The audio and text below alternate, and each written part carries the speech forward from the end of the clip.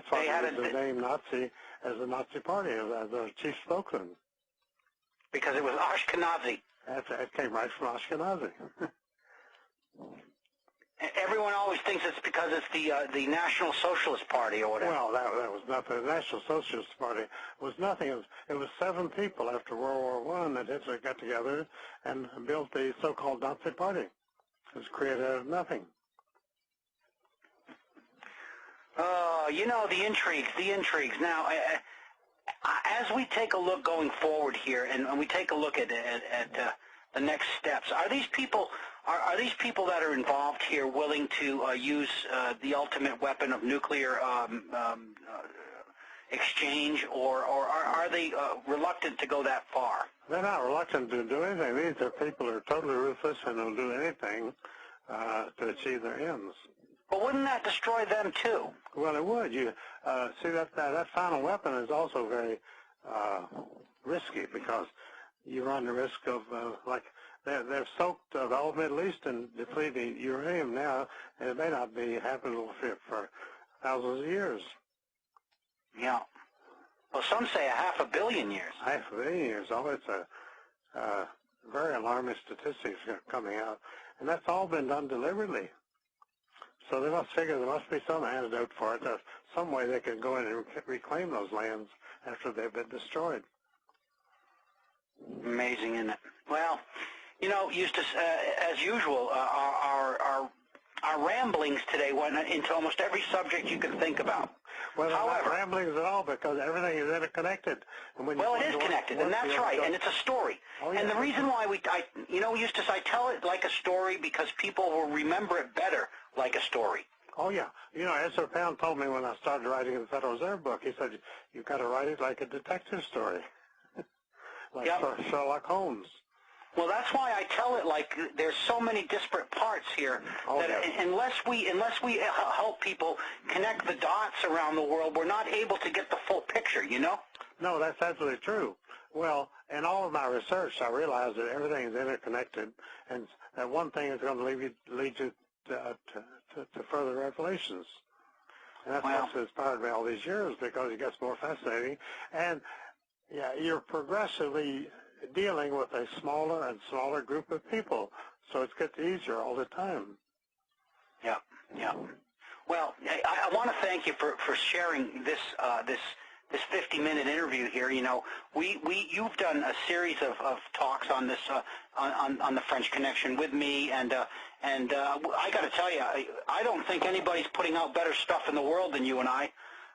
And I don't say that as a boasting point, but rather as an opportunity for the listener to understand that this stuff is not our musings. I've looked into this. This is not. Well, they always say truth is stranger than fiction, and there's absolutely no fiction to any of the work that we do. That's right. There isn't. We're revealing to people what is really going on, and they need to know that, because you can't live in this world and not know what's going on.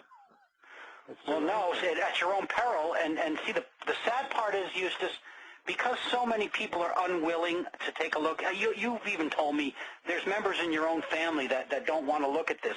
I've got the same problem in mine. Yeah, I mean, there's so many people that because they're afraid to look at the facts, they're going to end up getting me killed. Well, and my family realizes what I've been through in the last 60 years, and they know that if they show any interest in this whatsoever, they'll go down the same road that I am. They just don't want to endure that. Well, yeah, some people ask me, you know, in my family, why don't you leave it alone? What, are you crazy? You must be a glutton for punishment. No, that's not it at all. I figure, Eustace, if this world's worth living in, it's worth fighting for. It is worth fighting for, and honor and integrity are the only things that count. That's right. And if you're going to try to bypass those, well, you haven't got a chance.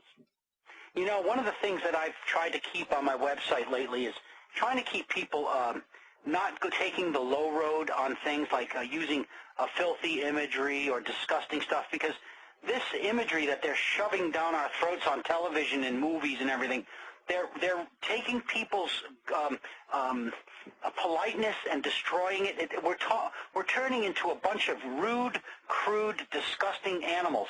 And I don't want to use that. Although I understand it. I mean, I've been living in the same world they have.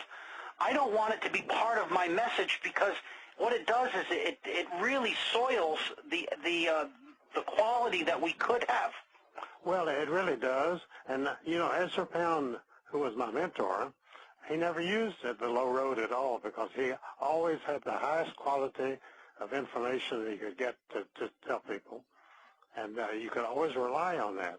And you don't want to give that away by going the low road and joining these Zionists and so forth in shouting imprecations to each other and filthy names and so forth, because that recently happened with the so-called comedy routine in the comedy club in California.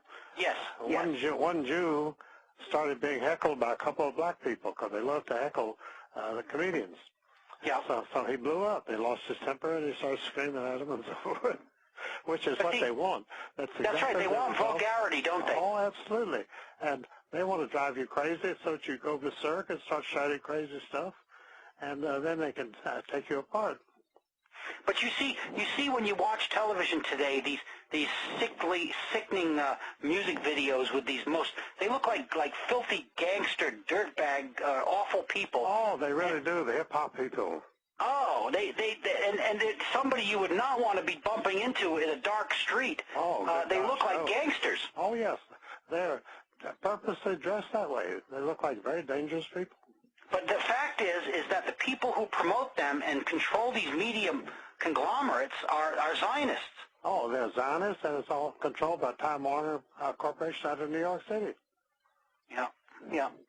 And it's by design, isn't it? Oh, absolute design. And it makes money and increases their power all the time. Well, that's why I don't want to participate in it. And I mean, you know, you see this show called what is it? South Park. South Park. Oh yeah. Well, South Park, of course.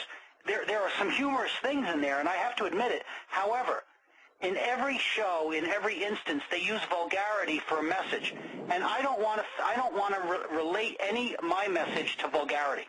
Absolutely not, because it destroys the power of what you're doing. I think you're right.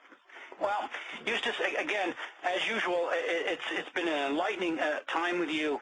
You know, I'm sorry we were supposed to do this earlier in the week, but we had a little blip in our planning. Well, that happens. I'm always expecting that.